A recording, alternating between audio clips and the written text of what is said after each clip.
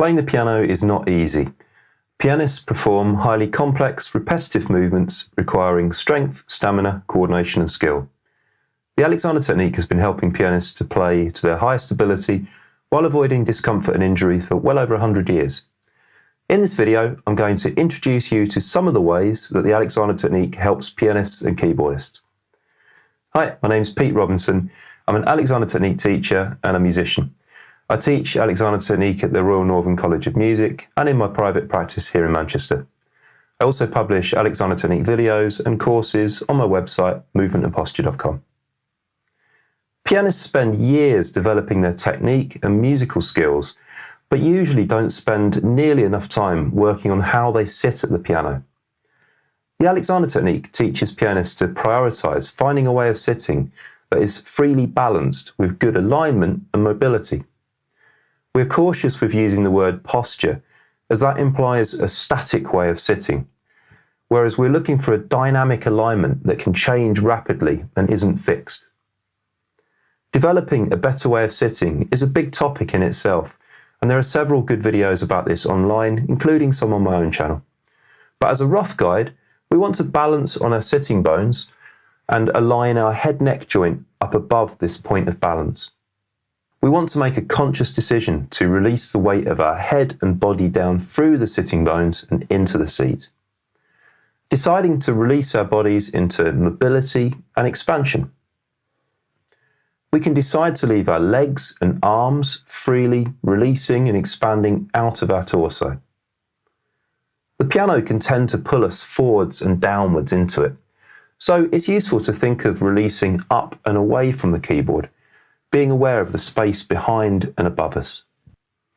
If we've taken a moment to establish good balance at the piano, we can use the Alexander technique to overcome any bad habits that we may have developed in the way that we play.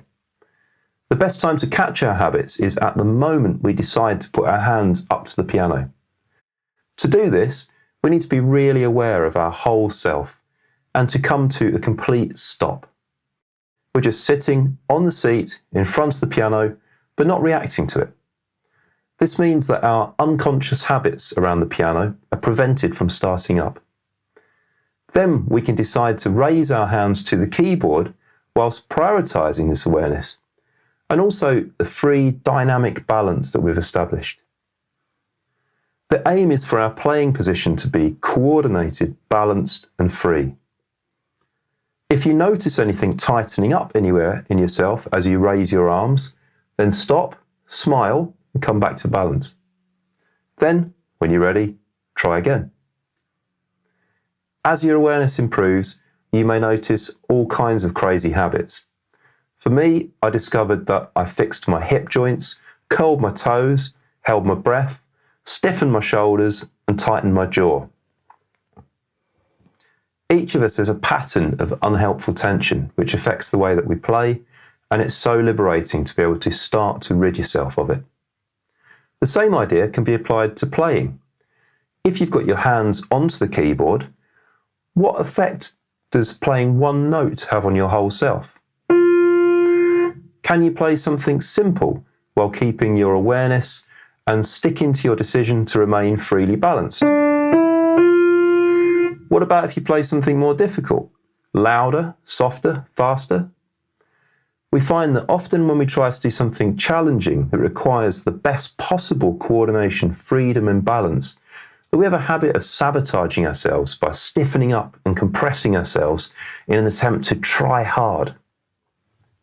The idea of the Alexander technique is to move the focus away from what we're trying to play and back to how we are using the whole of ourselves as we play. This shift of attitude can help us to avoid the unnecessary tension that can cause discomfort and injury. Finding a more efficient, free way to play also helps us to develop our technique and musicality, and most importantly, makes playing the piano more enjoyable. If you get the chance to have lessons with a qualified Alexander technique teacher, I'd highly recommend it. Alexander technique teachers are trained to use their hands to help you discover and overcome habits in your movements, and to rediscover more balance and freedom. I really wish that I had known about Alexander technique earlier in my music career, as it may have enabled me to avoid an RSI injury, which stopped me playing for several years. When I finally discovered Alexander Technique, I found it so useful that I decided to train as a teacher so that I could help other musicians.